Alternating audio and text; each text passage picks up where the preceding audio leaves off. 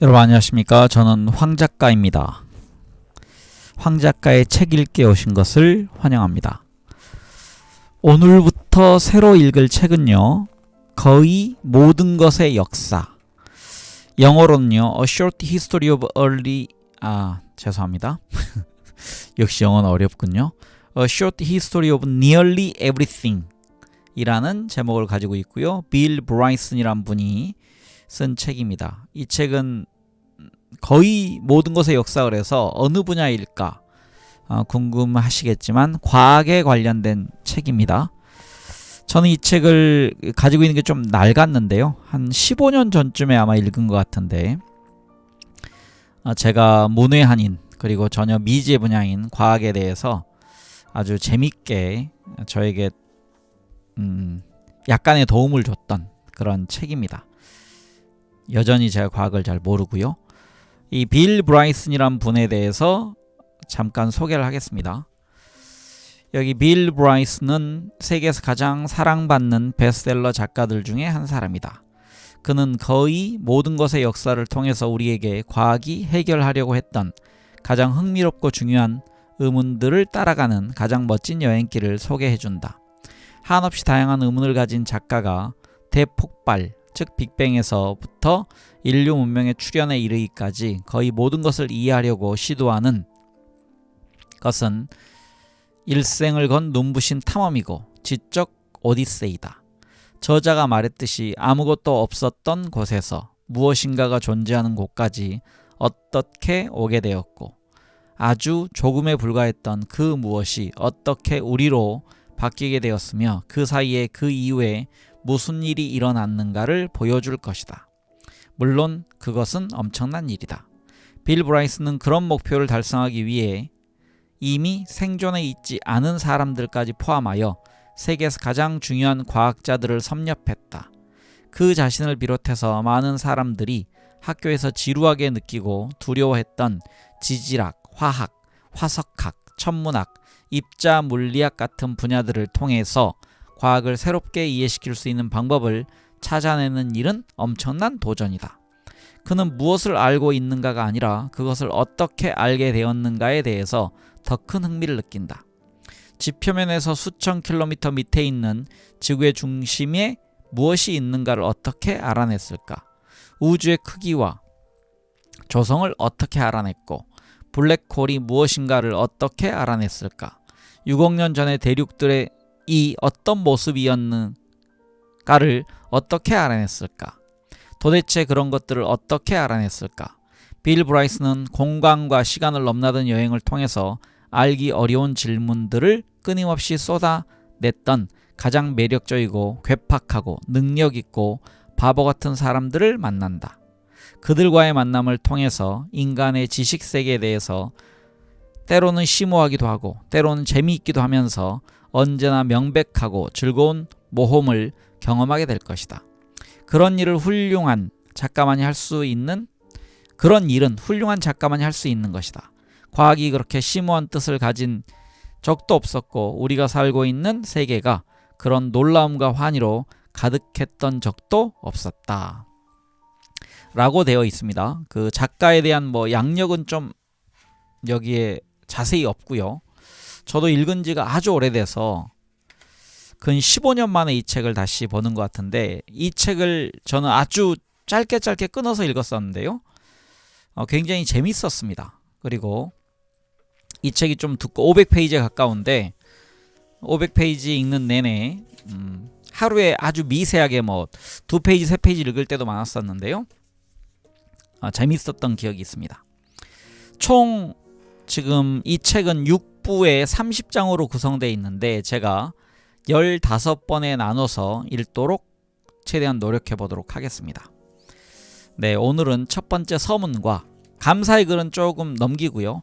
서문과 일부의 1장을 읽도록 하겠습니다. 네, 책을 읽을 때 그 서문을 읽으면 책의 절반을 읽은 겁니다. 그래서 서문까지만 읽으셔도요, 그 책을 산 값을 했다 라고 감히 말씀드립니다. 서문 11쪽입니다. 당신을 환영하고 축하한다. 나에게는 당신이 여기까지 올 수 있었던 것이 큰 기쁨이다. 나는 당신이 이곳까지 오기가 쉽지 않았다는 사실을 잘 알고 있다. 사실 당신이 생각하는 것보다 훨씬 더 어려웠을 것이다. 우선 당신이 지금 이곳에 존재하기 위해서는 각자 떠돌아다니던 엄청나게 많은 수의 원자들이 놀라울 정도로 협력적이고 정교한 방법으로 배열되어야 했다. 너무나도 특별하고 독특한 과거에 존재한 적도 없었고 앞으로도 절대 존재하지 않을 유일한 배열이 되어야만 한다. 그 작은 입자들이 우리가 바라듯이 앞으로 몇 년 동안 아무 불평도 없이 정교하게 협력적인 노력으로 당신의 육체를 유지시켜 줄 것이고 그런 노력의 가치를 제대로 인정해주지 않을 우리에게 귀중한 삶을 경험하도록 해줄 것이다. 원자들이 그런 수고를 마다하지 않는 이유는 수수께끼이다. 원자 수준에서 보면 당신의 존재 자체는 조금도 감사할 것이 못 된다. 당신의 원자들이 헌신적인 노력을 하지만 사실 원자들은 당신에게는 아무런 관심이 없을 뿐만 아니라 당신이 존재한다는 사실도 인식하지 못한다. 자신들이 그곳에 있다는 사실조차도 모른다. 어쨌든 원자는 마음을 가지고 있지도 않고 그들 스스로가 살아있는 것도 아니다. 좀 인상적인 상상이기는 하지만 만약 족집게로 당신 몸에서 원자들을 하나씩 떼어내면 미세한 원자 먼지 더미가 생길 것이다. 그 원자들은 당신의 일부였지만 실제로 한순간도 살아있었던 적이 없었다. 그럼에도 불구하고 원자들 모두가 당신이 존재하는 동안에는 무엇보다 소중한 단 하나의 목표를 위해 노력할 것이다. 당신을 살아있게 만드는 것이 바로 그 목표이다. 그렇지만 원자들은 아주 변덕스러워 실제로 원자들이 당신을 위해서 헌신하는 기간은 아주 잠깐에 불과하다. 정말 순간에 지나지 않는다. 사람의 일생은 평균 65만 시간, 약 72년 정도에 지나지 않는다. 알 수 없는 이유로 적당한 순간이 지나가거나 아니면 그에 가까운 순간에 당신의 원자들은 당신의 존재를 마감하고 조용히 떨어져 나와서 다른 곳으로 달아나 버릴 것이다. 그것으로 원자와 당신과의 관계도 끝나버린다. 그렇지만 당신은 그런 일이 일어난다는 사실 자체에 감사해야 할 것이다. 우리가 알고 있는 한 일반적으로 우주에서는 그런 일이 일어나지 않는다. 지구에서는 기꺼이 모여들어서 생명체를 만들어내는 원자들과 똑같은 원자들이 우주의 다른 곳에서는 그런 일을 하지 않는다는 것은 정말 이상한 일이다. 다른 의미가 있는지는 모르겠지만 화학적으로 볼 때 생명체는 놀라울 정도로 평범하다. 탄소, 수소, 산소, 질소, 약간의 칼슘, 소량의 황, 그리고 다른 평범한 원소들이 조금씩만 있으면 된다. 동네 약국에서 찾지 못할 것은 하나도 없다. 당신을 구성하고 있는 원자들의 경우에 유일하게 특별한 점은 그것들이 당신을 구성하고 있다는 사실뿐이다. 물론 그것이 바로 생명의 기적이다. 원자들이 과연 우주의 어느 구석에서 생명체를 만드는가에 상관없이 실제로 원자들은 다양한 것을 만들고 있다. 정말 이 세상의 모든 것을 만들고 있다. 원자들이 없으면 물이나 공기나 바위도 있을 수 없고 별, 항성이나 행성도 있을 수 없으며 저 먼 곳에 있는 성간 물질이나 휘도는 성운도 존재할 수가 없다. 우리의 우주를 물질적으로 유용하게 만들어주는 모든 것들이 원자로 구성되어 있다. 원자들은 너무나 흔하면서도 꼭 필요하기 때문에 우리는 원자들이 실제로 존재한다는 사실조차 인식하지 못하는 경우가 많다. 우주가 반드시 작은 입자들로 가득 채워져야 한다거나 우리 존재의 바탕이 되는 빛과 중력을 비롯한 물리적 성질을 가져야 할 필요는 없다. 사실은 우주 자체가 존재해야 할 필요도 없다. 실제로 우주는 아주 오랜 기간 동안 존재하지도 않았다. 그동안에는 원자도 없었고 원자들이 떠돌아다닐 수 있는 공간도 없었다. 세상에는 아무것도 없었다. 정말 아무것도 없었다. 그래서 우리는 원자들에게 감사해야만 한다. 원자가 존재하고 그 원자들이 그렇게 배열되어 있다는 사실 때문에 당신이 지금 여기에 존재할 수 있다. 당신이 21세기에 살면서 그 사실을 인식할 수 있는 지능을 갖추게 되기까지는 놀라운 생물학적 행운이 이어졌던 것이 분명하다. 지구에 생존한다는 것은 놀라울 정도로 미묘한 일이다. 태초부터 지금까지 지구에 존재했던 수십억의 두 번이나 있습니다. 이건 좀 잘못된 것 같습니다. 저를 또 책이 깜짝 놀라게 하네요.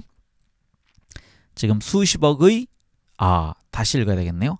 태초부터 지금까지 지구에 존재했던 수십억에 이르는 뭔가요? 수십억의 수십억이니까 수십억의 수십억 승인 것 같습니다. 책이 있는 대로 다시 읽겠습니다. 여기서 막히네요. 태초부터 지금까지 지구에 존재했던 수십억에 이르는 생물종 중에서 99.99%는 더 이상 우리와 함께 있지 않다. 이미 알고 있듯이 지구에서의 삶은 지극히 짧은 순간에 불과하고 놀라울 정도로 하찮은 것이다. 우리가 생명을 탄생시키기도 잘하지만 멸종시키는 일에도 능숙한 지구에 살고 있다는 사실은 우리의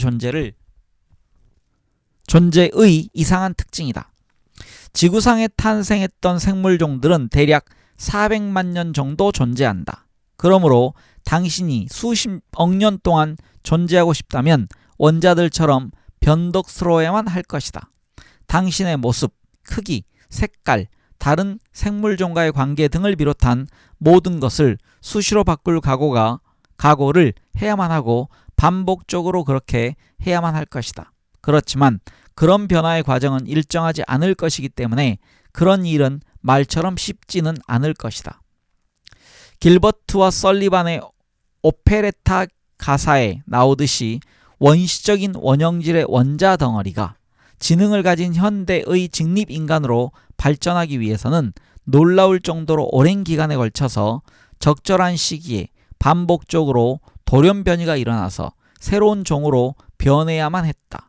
그래서 지난 38억 년 동안 당신은 산소를 싫어하기도 했고 좋아하기도 했으며 지느러미와 팔다리와 멋진 날개를 기르기도 했고 알을 낳기도 했으며 혀를 낼름거리기도 했고 몸이 매끄럽기도 했고 털을 기르기도 했으며 땅속에서 살기도 했고 나무 위에서 살기도 했으며 사슴처럼 크거나 쥐처럼 작기도 했다. 그런 진화의 길에서 아주 조금만 벗어났더라도 당신은 지금 동굴벽에 붙어서 사는 조류가 되었거나 여기서 조류는요 그 새의 조자도 아니고요 그 조개류도 아니고 이거는 한번 여러분들이 찾아보십시오. 조류가 다른 뜻이 있는 것 같습니다. 바닷가 바위 위에서 빈둥거리는 해마와 같은 짐승이 되었거나 아니면 수심 20m 물속에 사는 맛있는 갯지렁이를 잡기 위해서 잠수하려고 머리 위에 숨구멍으로 공기를 뱉어내는 고래가 되었을 것이다. 당신이 아주 오래전부터 적절한 진화의 길을 따라오게 된 것도 행운이었지만 당신의 가정에서 태어날 수 있었던 것도 역시 기적이었다. 지구에 산이나 강이나 바다가 생기기도 훨씬 전이었던 38억 년 전부터 당신의 친가와 외가의 선조들이 한 사람도 빠짐없이 모두 짝을 찾을 수 있을 정도로 매력적이었고 자손을 낳을 수 있을 정도로 건강하게 오래 살 수 있었던 운명과 환경을 지니고 있었다는 사실은 정말 놀라운 일이다. 당신의 조상 중에서 어느 누구도 싸움이나 병으로 일찍 죽지 않았고 물에 빠지거나 굶거나 길을 잃고 헤매다가 죽어버리지도 않았으며 방탕에 빠지거나 부상을 당하지도 않았고 적절한 순간에 적절한 짝에게 아주 적은 양의 유전물질을 전해주어서 결국은 놀랍게도 아주 짧은 순간이긴 하지만 당신을 존재하도록 해주는 유일한 유전조합을 만드는 일까지도 외면하지 않았다. 이 책은 그런 일이 도대체 어떻게 일어났는가에 대한 것이다. 특히 아무것도 없었던 곳에서 무엇인가가 존재하는 곳까지 어떻게 오게 되었고 아주 조금에 불과했던 그 무엇이 어떻게 우리를 바꾸게 되었으며 그 사이와 그 이후에 무슨 일이 일어났는가에 대해서 살펴볼 것이다. 물론 그런 일이 너무나도 방대하기 때문에 이 책의 제목을 감히 거의 모든 것의 역사라고 붙였다. 실제로 모든 것의 역사를 살펴볼 수는 없겠지만 운이 따른다면 이 책을 읽고 나서 그렇게 느낄 수도 있을 것이다. 내가 이 책을 쓰게 된 개인적인 동기는 초등학교 4, 5학년 때 배웠던 그림이 있는 과학 교과서 때문이었다. 초라하고 가까이 하고 싶지 않으며 놀라울 정도로 두꺼웠던 1950년대의 전형적인 교과서였지만 첫 부분에 나를 사로잡았던 그림이 있었다. 큰 칼로 지구의 4분의 1을 잘라낸 단면을 그린 그림이었다. 그 전에는 그런 그림을 본 적이 없었다고 믿기는 어렵지만 정신이 팔려버렸던 사실을 분명하게 기억하고 있는 것을 보면 그랬던 모양이었다.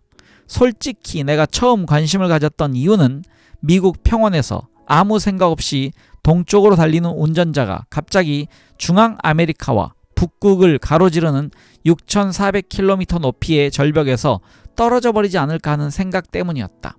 그 후 점차 내 관심은 학구적으로 바뀌어서 그 그림의 과학적 의미를 이해하게 되었다. 즉, 지구가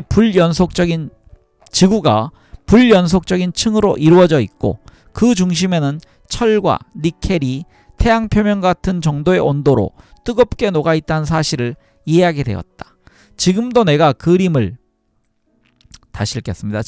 그림의 설명을 보고 어떻게 그런 사실을 알아냈을까 하고 정말 궁금하게 여겼던 사실을 기억한다. 당시에는 그 정보의 정확성에 대해서 한순간도 의심을 하지 않았다. 지금도 나는 외과 의사나 배관공처럼 남들이 알기 어려운 특별한 지식을 가지고 있는 사람들을 신뢰하는 것과 마찬가지로 과학자들의 주장을 믿고 싶어 한다. 그렇지만 나는 어떻게 우리가 수천 킬로미터 밑에 땅 속에 대해서 알아낼 수 있는가를 한 번도 이해하지 못했다. 눈으로 본 적도 없고 X선이 통과할 수도 없는 지구의 내부가 어떻게 생겼고 무엇으로 구성되어 있는가를 어떻게 알아낼 수 있을까? 내게는 기적과도 같은 일이었다. 그것이 그 이후로 과학에 대한 내 생각이었다. 한껏 들뜬 나는 그날 밤 그 책을 집으로 가지고 와서 저녁을 먹기 전에 펼쳐보았다. 그런 내 모습을 보신 어머니가 내 이마를 짚어보면서 어디 아프지 않냐고 물어볼 것이라는 기대는 어긋나 버렸지만 나는 첫 쪽부터 책을 읽기 시작했다. 그런데 문제가 생겼다. 그 책은 전혀 흥미롭지 않았던 것이다. 사실은 전혀 이해할 수도 없었다. 무엇보다도 그 책에는 보통 학생이 떠올릴 수 있는 의문에 대한 답을 찾을 수가 없었다. 어떻게 지구 속에 뜨거운 태양이 존재하게 되었을까? 땅 속에서 태양과 같은 것이 불타고 있다면 왜 발 밑에 땅이 뜨겁지 않을까? 내부의 다른 물질들은 왜 녹아버리지 않을까? 아니면 녹고 있는 것일까? 그리고 속이 모두 타버리고 나면 지구는 텅 빈 공간으로 꺼져 들어가고 표면에는 큰 구멍이 생기게 될까? 도대체 그런 사실을 어떻게 알아낼까? 그런 사실을 어떻게 알아냈을까? 그러나 그 책의 저자는 그런 자세한 문제에 대해서는 이상할 정도로 침묵했다.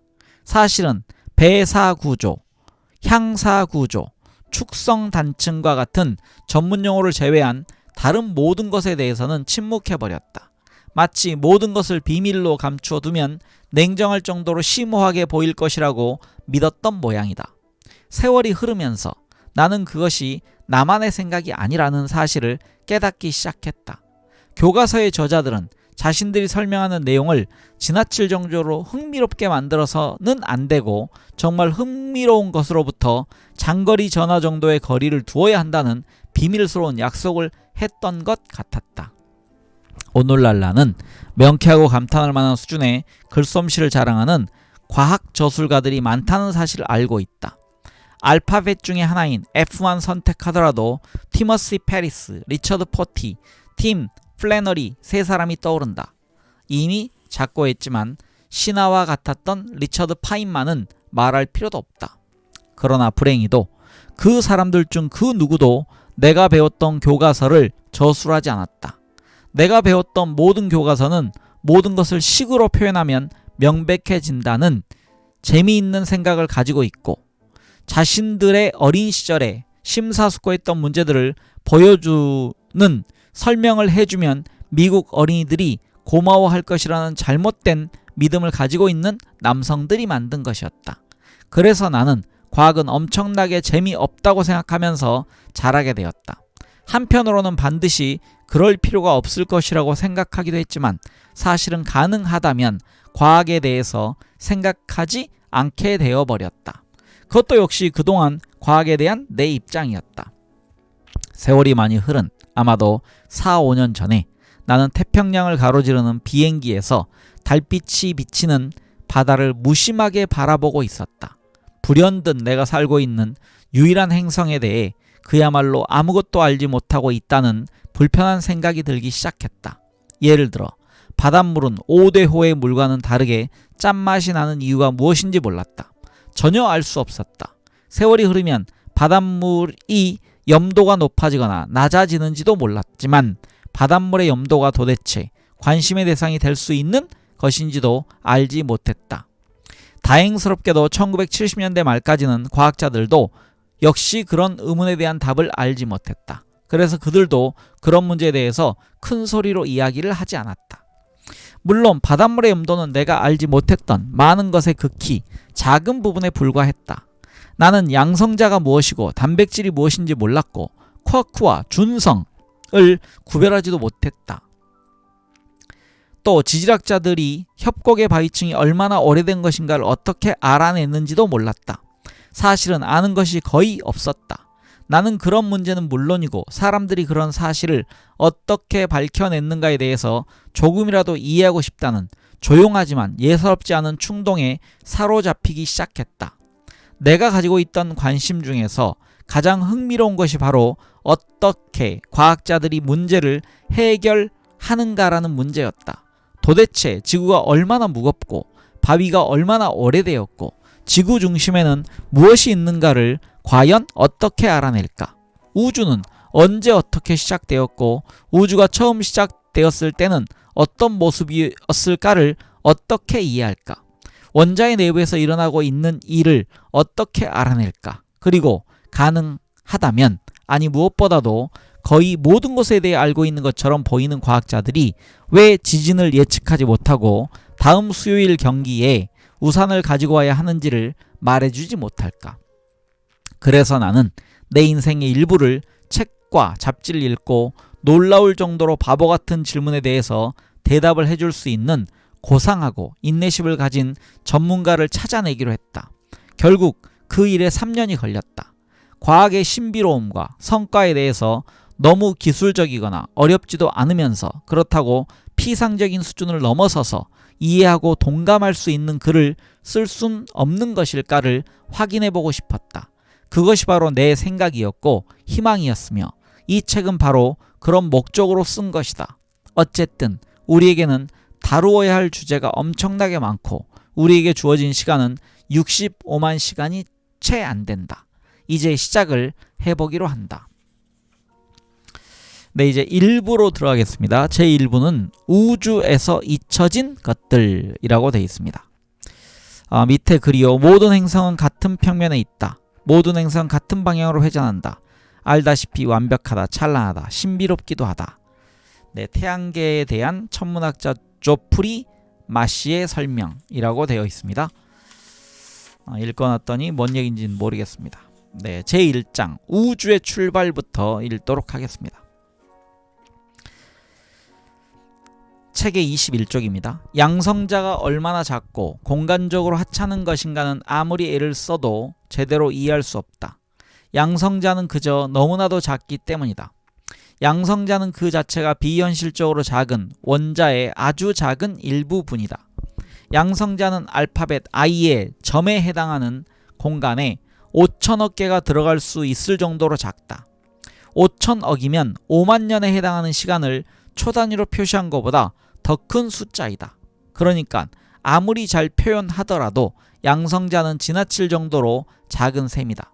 물론 불가능한 일이지만 만약 그런 양성자를 10억 분의 1 정도의 부피로 축소할 수 있다고 생각해보자. 그렇게 하면 원래의 양성자는 거대한 덩어리로 보이게 될 것이다. 이제 그렇게 작고 작은 공간 속에 어떻게 해서든지 대략 30g 정도의 물질을 채워 넣는다고 상상해보자. 훌륭하다. 이제 우주를 만들 준비가 된 셈이다. 우리는 물론 팽창될 우주를 만들고 있는 중이다. 만약 그 대신에 더 오래된 표준 대폭발, 즉 빅뱅 이론에 따른 우주를 만들고 싶다면 몇 가지 준비가 더 필요하다. 사실은 우주가 시작된 후로 지금까지 존재했던 모든 티끌과 물질을 구성하는 입자들을 모은 후에 그것들을 너무나도 작아서 그 크기를 말할 수 없는 작은 공간에 모두 집어넣어야 한다. 그런 상태를 특이점, 영어로 singularity라고 부른다. 이 빅뱅 이론에 관련된 설명이 밑에 좀 나와 있습니다. 1920년대에 알렉산더 프리드먼과 조르주 르메트르가 제안했고 1940년대 조지 가모브에 의해서 정립된 우주 생성 이론이라고 되어져 있습니다. 우주는 빅뱅에 의해서 탄생했다. 저 같은 사람도 알고 있는 내용입니다. 어쨌든 이제 우리는 정말 큰 대폭발을 일으킬 준비를 갖춘 셈이다. 그런 후에 안전한 곳에서 눈앞에 펼쳐지는 장관을 보고 싶어하는 것은 당연하다. 그러나 불행하게도 특이점 바깥에는 아무것도 없기 때문에 안전하게 몸을 피할 곳은 어디에도 없다.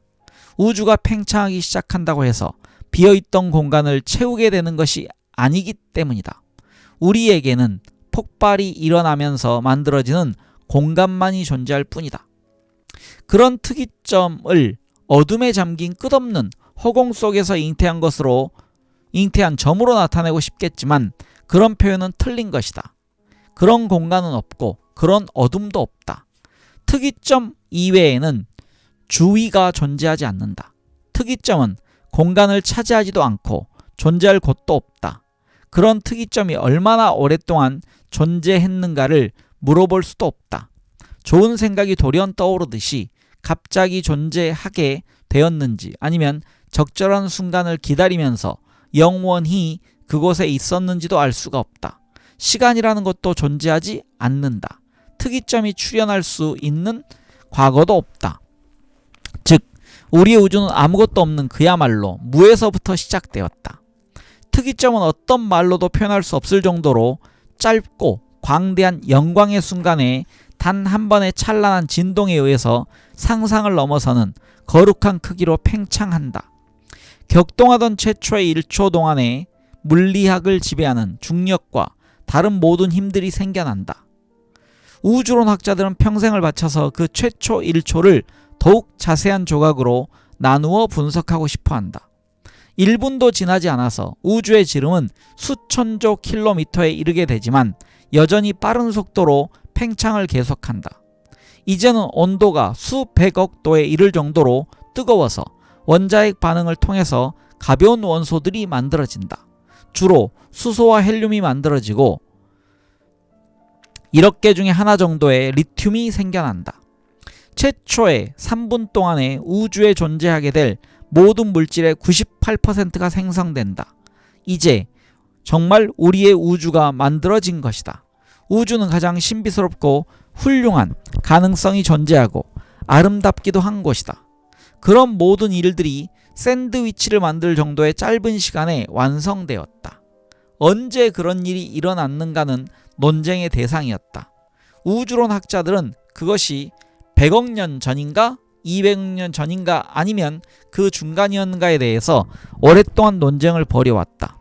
이제는 대략 137억 년 정도의 숫자로 합의되어 가고 있는 것으로 보이지만 앞으로 살펴보듯이 이런 숫자를 알아내는 일은 엄청나게 어렵다. 실제로 우리가 확실하게 알 수 있는 것은 아주 오래전 어느 순간에 알 수 없는 이유로 과학자들에게 t=0, 즉 t는 0이라고 알려진 순간이 있었다는 것이다. 그때부터 우리의 길이 시작되었다. 물론 지금도 우리가 알지 못하는 것이 엄청나게 많고 우리가 알고 있다고 여기는 것들 중에도 사실은 모르고 있거나 또는 알고 있다고 잘못 생각한 것도 많다. 대폭발 개념조차도 아주 최근에 알아낸 것이다. 대폭발의 개념은 1920년대에 벨기에 성직자이면서 학자였던 조르주 르메트르가 별다른 근거 없이 제안했을 때부터 떠돌던 것이지만 우주론에서 본격적으로 받아들여지기 시작한 것은 1960년대 중반에 두 젊은 전파 천문학자들의 비상하면서도 우연한 발견 때문이었다. 그들이 바로 아르노 펜지어스와 로버트 윌슨이었다. 1965년 뉴저지주의 홈델에 있는 벨 연구소 소유의 대형 통신 안테나를 활용할 방법을 찾고 있던 그들은 끊임없이 들려오는 잡음 때문에 실험을 할 수가 없어서 고생을 하고 있다. 난방용 스팀 파이프에서 나는 것과 같은 고른 잡음 때문에 다른 실험을 할 수 없었다. 그 잡음은 끊임없이 들려왔고 일정한 곳에서 오는 것도 아니었다. 하늘의 어느 쪽에서나 똑같이 들렸고 밤과 낮, 계절에도 상관이 없었다. 1년 동안 두 젊은 천문학자들은 그 잡음의 원인을 찾아내서 제거하려고 온갖 노력을 기울였다. 모든 전기 회로를 점검했다. 측정 기구들을 새로 만들면서 회로와 구부러진 전깃줄과 먼지 묻은 플러그까지 모두 점검했다. 접시 안테나에 올라가서 이음새와 나사못에 절연 테이프를 붙여보기도 했다. 빗자루를 들고 올라가서 훗날 논문에서 흰색의 유전 물질이라고 표현했지만 더 상식적으로는 새똥이라고 부르는 것까지 조심스럽게 쓸어냈다. 그래도 아무 소용이 없었다. 당시 두 사람은 전혀 모르고 있었지만 그곳에서 겨우 50km 떨어진 프린스턴 대학에서는 로버트 니키의 연구진이 거꾸로 두 사람이 없애려고 열심히 애쓰던 바로 그 잡음을 찾아내려고 혈안이 되어 있었다. 프린스턴의 과학자들은 러시아 태생의 천재 물리학자 조지 가모브가 1940년대에 제안했던 주장을 확인하려고 애쓰고 있었다. 가모브는 우주를 자세히 살펴보면 대폭발에서 남겨진 우주 배경 복사를 발견할 수 있을 것이라고 주장했다. 여기서 지금 우주 배경 복사라는 것은요, 대폭발에 의해서 우주가 생성될 때 방출되었던 빛으로 우주가 팽창하면서 식어가기 때문에 지금은 절대온도 2.74도에 해당하는 마이크로파의 형태로 관측된다라고 밑에 각주가 있습니다. 네, 참고하시기 바랍니다.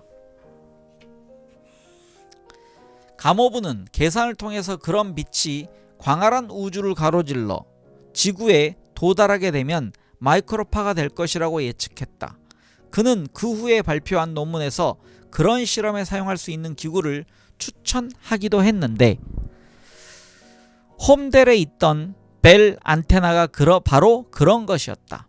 불행히도 펜지어스와 윌슨은 물론이고 프린스턴의 과학자들 중에는 가모브의 바로 그 논문을 읽은 사람이 아무도 없었다. 펜지어스와 윌슨을 괴롭히던 잡음은 물론 가모브가 추측했던 바로 그것이었다. 두 사람은 대략 150조 킬로미터에 10억 배나 떨어진 곳에 있는 우주의 경계이거나 또는 그 경계의 보이는 부분을 발견했던 것이다. 다시 말해서 그들은 우주에서 가장 오래된 빛, 즉 최초의 광자를 본 셈이었다. 물론 가모브가 예언했던 것처럼 그 빛은 오랜 시간 동안 먼 거리를 여행하면서 마이크로파로 바뀌어 있었다. 앨런 구스는 초팽창 우주론에서 이 발견의 의미를 이해하는 데에 도움이 될 비유를 제시했다.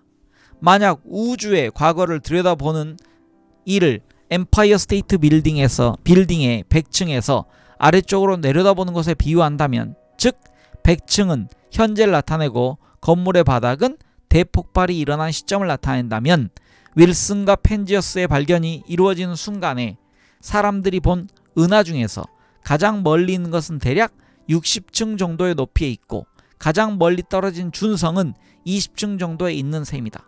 그런데 펜지어스와 윌슨의 발견은 우리가 길바닥에서 1cm 정도까지 볼 수 있도록 우리의 시야를 넓혀준 셈이었다. 그런 잡음이 생기는 이유를 알아내지 못했던 윌슨과 펜지어스는 어느 날 프린스턴의 디키에게 전화를 걸어서 자신들의 문제를 설명하고 도움을 줄 수 있는가를 물어보았다. 디키는 즉시 두 젊은이가 무엇을 발견했는가를 알아차렸다.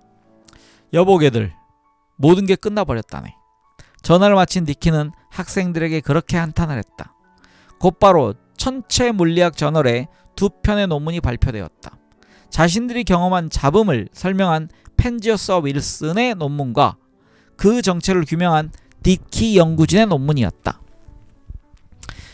펜지어스와 윌슨은 우주 배경 복사를 찾고 있지도 않았고 처음에는 그것이 무엇인지도 몰랐고 그것을 설명하거나 해석하는 논문을 발표한 적도 없었음에도 불구하고 1978년에 노벨 물리학상을 받았다. 프린스턴 과학자들은 동정을 받았을 뿐이다.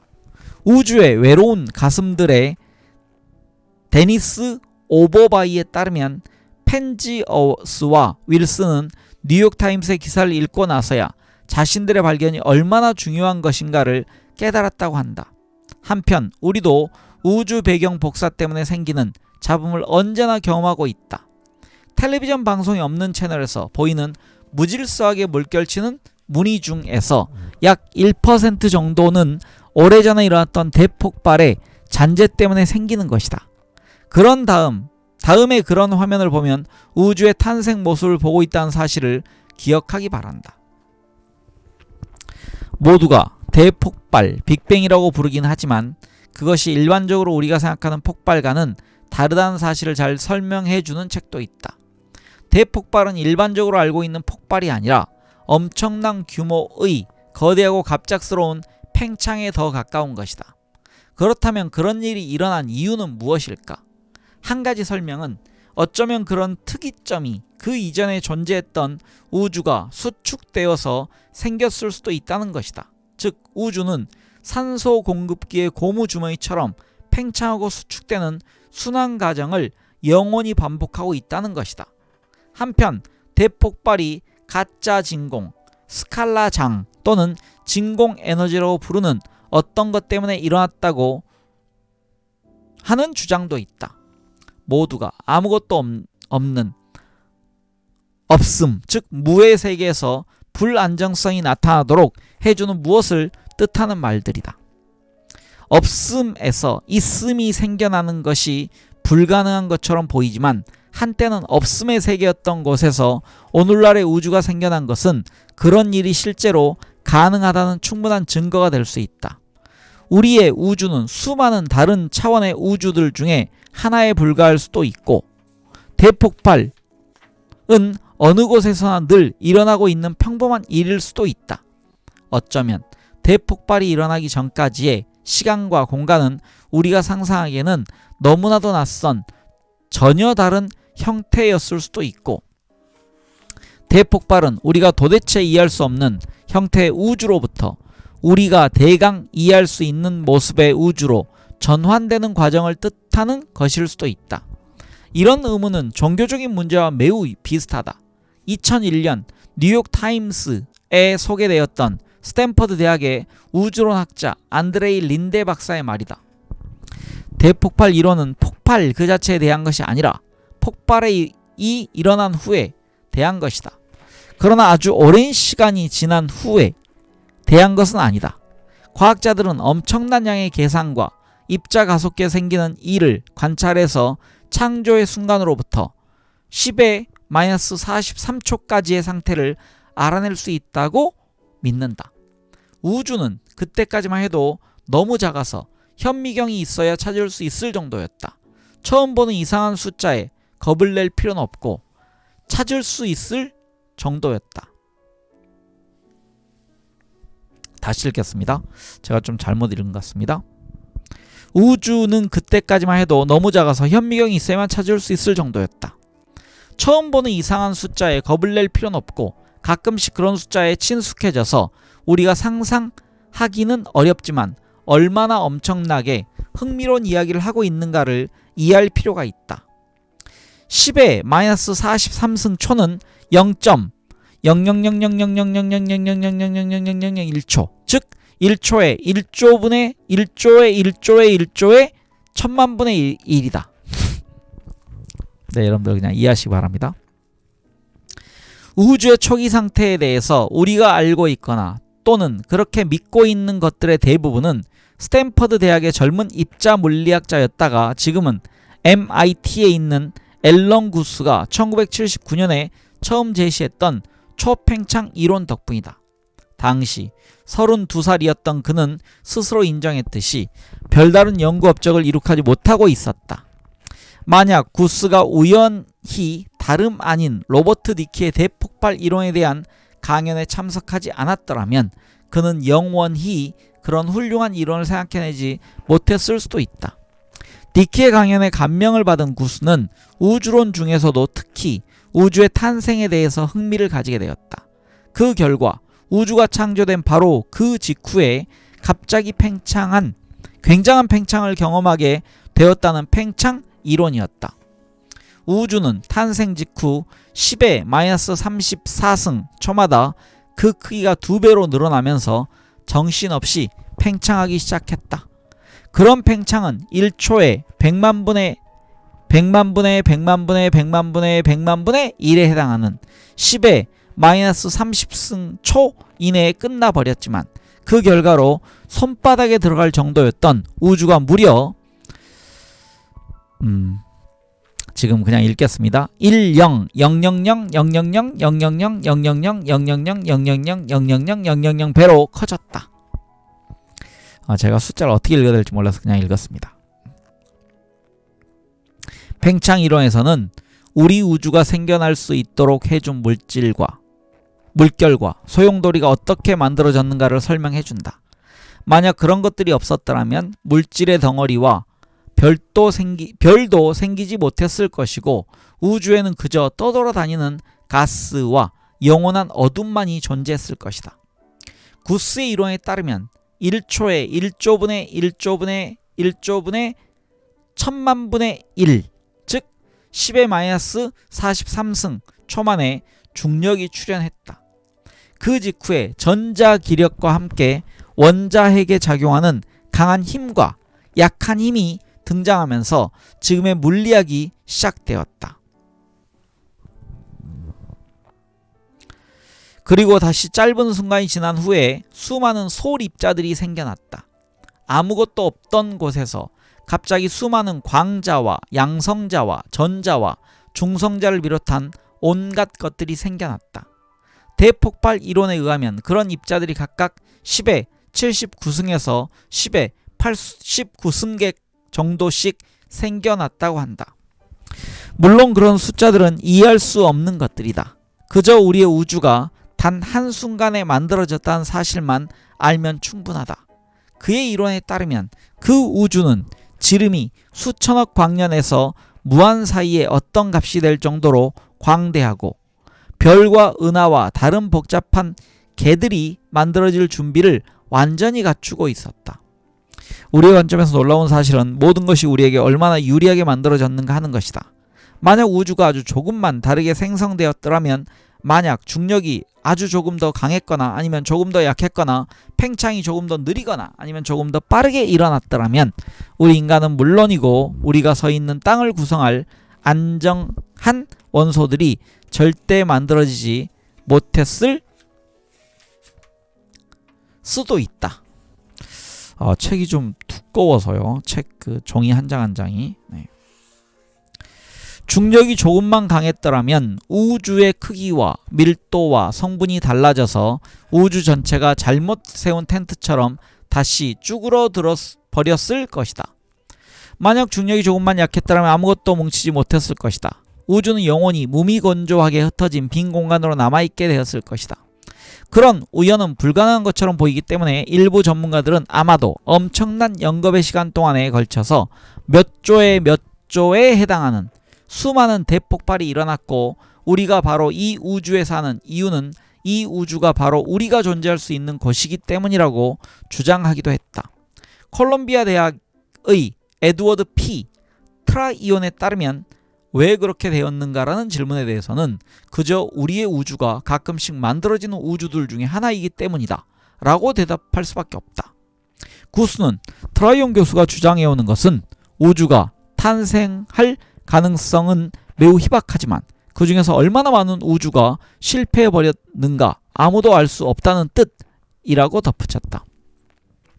영국의 왕립 천문대장 마틴 리스는 어쩌면 무한히 많은 우주가 존재하고 각각의 우주는 나름대로의 독특한 특성과 구성을 가지고 있으며 우리가 살고 있는 우주에서는 우리가 존재할 수 있도록 물질이 구성되어 있을 뿐이라고 믿는다. 그는 아주 큰 규모의 옷가게를 예를 들면서 다양한 종류의 옷이 진열된 옷가게에서는 자신의 몸에 맞는 옷을 찾는 것이 당연하다고 믿는다. 마찬가지로 서로 다른 숫자들의 조합에 의해서 지배되는 다양한 우주가 있다면 생명이 존재하기에 특별한 숫자들에 의해서 움직이는 우주가 있는 것도 당연하다. 우리가 바로 그런 우주에 살고 있는 것이다 라고 주장했다. 리스는 여러 개의 숫자가 우리 우주를 지배하고 있으며 그 숫자들 중에서 하나라도 조금만 달라지면 모든 것이 지금과 같을 수가 없게 된다고 주장한다. 예를 들어 우주가 지금같이 존재하기 위해서는 수소가 헬륨으로 변환되는 과정이 정밀하면서도 비교적 잘 정해진 방법으로 이루어져야 한다.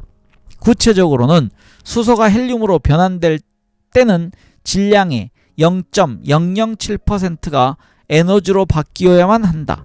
만약 그 값이 0.007%에서 0.006%로 조금만 바뀌면 그런 변화는 절대 일어날 수가 없기 때문에 그런 우주에는 수소만이 존재하게 된다. 그 값이 0.008%로 조금만 커지면 우주에 존재하는 모든 수소는 사라져버리고 말 것이다. 다시 말해서 우리가 알고 있는 숫자들이 조금만 바뀌면 우리가 알고 있는 우주는 더 이상 존재할 수 없게 된다. 그러니까 지금까지 모든 것이 적절했다고 말할 수밖에 없다.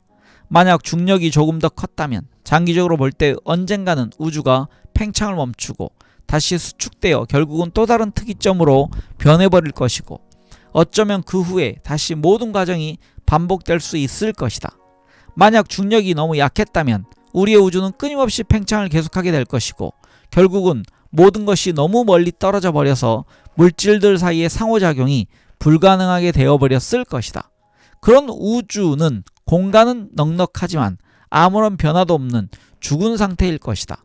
세 번째 가능성으로 우리의 중력이 우주론 학자들의 용어로 임계 밀도를 유지하기에 적절했다면 현재와 같은 상태가 무한히 계속되기에 적당한 규모가 유지될 것이다. 우주론 학자들이 기분이 좋을 때는 그런 상태를 모든 것이 적당하다는 뜻에서 골디락스라고 부른다. 여기서 소개한 세 가지 가능한 우주를 각각 닫힌 우주, 열린 우주, 평평한 우주라고 부른다. 이 골디락스는 제가 장하준 교수가 쓴 책에서 나온 용어로 설명해 드렸는데요. 곰 3마리, 엄마곰, 아빠곰, 애기곰의 그 먹고 있는 죽이, 숲이 아빠곰은 너무 뜨겁고 엄마곰은 너무 차갑고 하지만 애기곰의 죽은 적절하게 따뜻하다. 그래서 가장 좋은 상태를 골디락스라고 합니다. 이제 모든 독자들이 떠올렸을 의문에 대해서 살펴보기로 하자. 만약 우주의 끝으로 가서 커튼 바깥으로 머리를 내밀면 무슨 일이 일어날까? 그 머리가 우주에 속하지 않는다면 도대체 어디에 속하는 것일까? 그 너머에는 무엇이 있을까? 좀 실망스럽겠지만 그런 의문에 대한 대답은 절대 우주의 끝까지 갈 수 없다는 것이다. 사실이기도 하지만 우주의 끝까지 가는 데에는 너무 오래 걸리기 때문은 아니다. 직선을 따라서 무한히 오래 가더라도 절대 우주의 끝에 도달할 수가 없다. 오히려 처음 출발했던 곳으로 되돌아오게 된다. 그때는 정말 완전히 지쳐서 포기해버릴 것이다. 그 이유는 우주가 상상하기는 어렵지만 앞으로 살펴보게 될 아인슈타인의 상대성 이론에 맞도록 휘어져 있기 때문이다. 당분간 우리는 끊임없이 팽창하는 커다란 비눗방울 속에 떠돌고 있지 않다는 사실을 아는 것으로 충분하다. 공간은 유한하지만 경계가 없도록 휘어져 있다. 공간이 팽창한다는 말도 적당하지 않을 수도 있다. 노벨 물리학상 수상자 스티븐 와인버그가 말했듯이 태양계와 은하가 팽창하는 것도 아니고 공간 자체가 팽창하는 것도 아니다. 은하들이 서로 멀어져 가고 있는 중일 뿐이다. 모든 것이 직관과는 맞지 않는다. 또한 생물학자 JBS 홀데인이 남긴 말이 잘 알려져 있다. 우주는 우리가 생각하는 것보다 조금 더 이상한 것이 아니라 정말 아주 이상하다. 휘어진 공간이라는 말을 이해하려면 표면이 평평한 우주에 살고 있어서 둥근 공을 본 적이 없는 사람을 지구로 데려오는 경우를 생각해보면 된다. 그 사람은 지구 표면에서 아무리 멀리 걸어가더라도 지구의 끝을 찾지 못하고 결국은 처음으로 떠난 곳으로 되돌아가게 될 것이다. 그 사람에게 그 이유를 설명해주면 무척 혼란스러워할 것이다. 우리의 경우도 차원이 더 높을 뿐이지 평평한 세상에 살던 사람과 똑같은 혼란을 겪고 있는 셈이다. 우주의 끝을 찾을 수 없는 것과 똑같은 이유 때문에 우주의 중심에 서서 이곳에서 모든 것이 시작되었다. 이곳이 바로 모든 것의 중심이 되는 곳이다 라고 말할 수도 없다. 그저 우리는 언제나 우주의 중심에 있을 뿐이다. 실제로는 그런 사실을 확신할 수 없다. 수학적으로 증명할 수도 없다. 그저 과학자들은 우리가 실제로 우주의 중심에 있을 수는 없지만 우리가 관찰할 수 있는 것은 그 위치에 상관없이 똑같을 것이라고 가정할 뿐이다. 아직도 우리는 진실을 알지 못하고 있다. 우리에게 우주는 우주가 탄생한 이후로 수십억 년 동안 빛이 진행한 거리만큼만 존재할 뿐이다. 우리가 알고 있고 이야기할 수 있는 가시적인 우주는 그 지름이 100만 킬로미터의 100만 배의 100만 배의 100만 배, 즉 10의 24승 킬로미터이다. 그러나 대부분의 이론에 의하면 흔히 메타 우주라고 부르는 진짜 우주는 그보다 훨씬 더 크다. 리스에 따르면 볼 수도 없는 메타 우주의 끝까지의 거리를 광년으로 표시하려면 0을 10개나 100개가 아니라 100만 개 정도 붙여야 할 것이다. 다시 말해서 더 복잡한 이야기를 하지 않더라도 우주는 사람들이 흔히 생각하는 것보다 훨씬 더 크다. 대폭발 이론에도 많은 사람들이 오랫동안 의문을 가졌던 문제가 있었다. 즉, 대폭발 이론은 우리가 지금 이곳에 어떻게 오게 되었는가를 설명해주지 못한다는 것이다. 우주에 존재하는 모든 물질의 98%가 대폭발에 의해서 만들어졌지만 그 물질들은 앞에서 설명한 것처럼 헬륨, 수소, 리튬과 같은 가벼운 원소들일 뿐이다. 탄생 직후에 터져나온 기체 덩어리에서는 우리 존재의 결정적인 역할을 하는 탄소, 질소, 산소와 같은 무거운 원소들이 만들어지지는 않았다. 여기서 문제가 되는 것은 그런 원소들이 만들어지기 위해서는 대폭발이 일어날 때와 같은 정도의 열과 에너지가 필요하다는 사실이다. 그럼에도 불구하고 대폭발은 한 번뿐이었고 그 당시에는 그런 원소들이 만들어지지 않았다. 그렇다면 그런 원소들은 어디에서 온 것일까? 그런 의문을 해결한 사람은 흥미롭게도 끝내 대폭발 이론을 인정하지 않았고 사실은 그런 주장을 비웃기 위해서 빅뱅이라는 표현을 만들어낸 우주론 학자였다. 그 문제에 대해서 더 알아보기 전에 정확하게 우리가 있는 이곳이 정확히 어디인가에 대해서 먼저 살펴볼 필요가 있다. 네, 너무 그 어마어마한 사이즈, 그 숫자의 크기가 나와서 좀 압도당했는데요.